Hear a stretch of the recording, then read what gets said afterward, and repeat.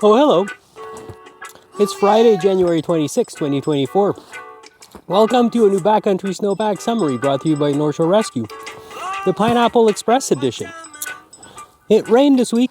It rained a lot, and it's about to rain a whole lot more.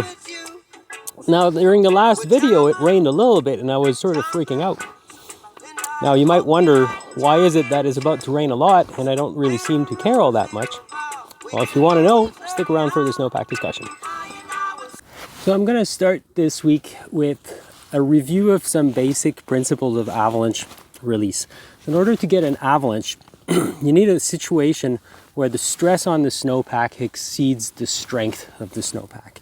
So let's first talk about the strength and where it comes from. Essentially, the strength in the snowpack comes from the bonds between the snow crystals. And those bonds are found everywhere. But if you have an interface between two layers, these layers have distinct properties. And the layer on top is kind of glued to the layer underneath. And at that interface, there's a number of bonds between the crystals, and they kind of hold the snow in place, right? Within the layer, there's also bonds between the crystals. So that layer actually has an elastic ability, so you could actually stretch it out until eventually you exceed the strength of it, and then you break it apart. So that's for the strength. The stress on the snowpack comes from a variety of different sources. Of course, gravity is a stress. So the snowpack moves downhill ever so slowly. In fact, the top of the snowpack moves downhill generally faster than the bottom of the snowpack. And that difference is known as creep. The faster the top of the snowpack moves in relation to the bottom of the snowpack, the greater the creep, and the more shear stress that applies to the layer.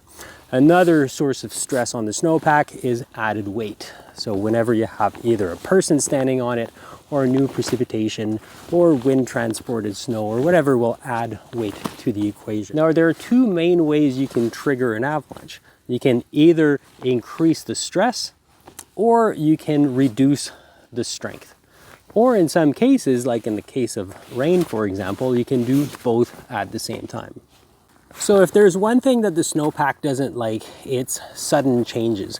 And last week, at the end of the week, Wednesday, Thursday, we were skiing beautiful, light, dry snow.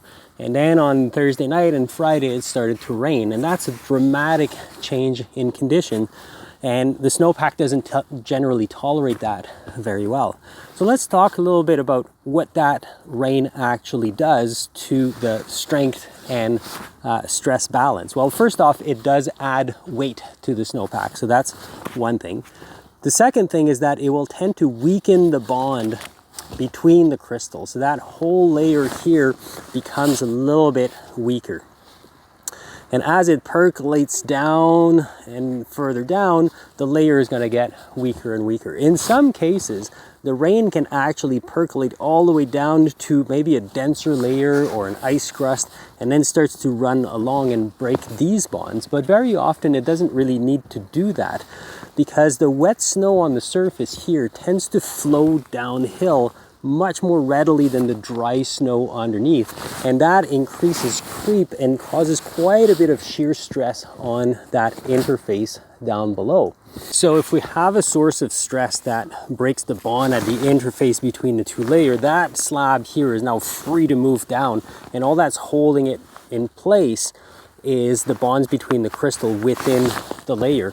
So you can have propagation of the failure, and typically the slab will break off maybe in an area of convexity where there's a little bit more tension in the snowpack. I would anticipate it to break here and then slide down. So rain on dry snow is like a triple whammy. You'll have increased stress because of the added load and the increased creep, and you'll have a reduction of the strength by the water breaking the bonds between the crystals. So when we have a rain event falling on dry snow early on, that's a big source of concern, because if we do have weak layers down below, we know that they're going to be put under quite a bit of stress. Now, of course, this week it rained a lot. So far, when I looked this morning, since Saturday evening, we received 283 millimeters of rain. So that's definitely a lot. And then when we dig our profile, we realize that the snow all the way to the ground here. We dug to the ground. We're at 1,200 meters, and we have 115 centimeters of snow. And all of this is pretty much saturated with snow. It's what we call isothermal conditions. But if you look at the profile, you will see that this rain actually fell pretty steadily all the way through the week. So the snowpack actually had time to start draining better, so the water really percolates all the way through. And there was no sudden change in this, which means that essentially what we have now is a snowpack that is really weak all the way through, but doesn't really have any layers that stand out that much or produce any snowpack tests or anything like that. So even if it rains more on top of that, I'm not especially worried about what's going to happen to the snow. The thing that I would start to worry about is actually the interface between the ground and the whole snowpack.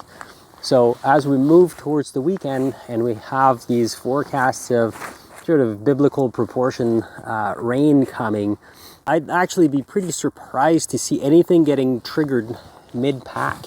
But all that water could percolate all the way down to the ground and lubricate the surface between the ground and the snowpack. So in places where you have smooth ground like a rock slab or a grassy slope, that could actually produce glide avalanches, so the whole snowpack triggering all of a sudden because it has no strength, and then the bond with the ground will become very weak. Fortunately, on the North Shore, there's not a whole lot of places where we have terrain for glide avalanches, but that's certainly what I'm thinking of this weekend. That's all I got for this week. Stay safe, try to stay dry, and we'll see you next week. Hey, what's up there? Shut up, I love this song. Ooh, yeah. Shut up, Lou. I wanna jam it with you. I'm jamming, and I hope you like jamming too. Yeah.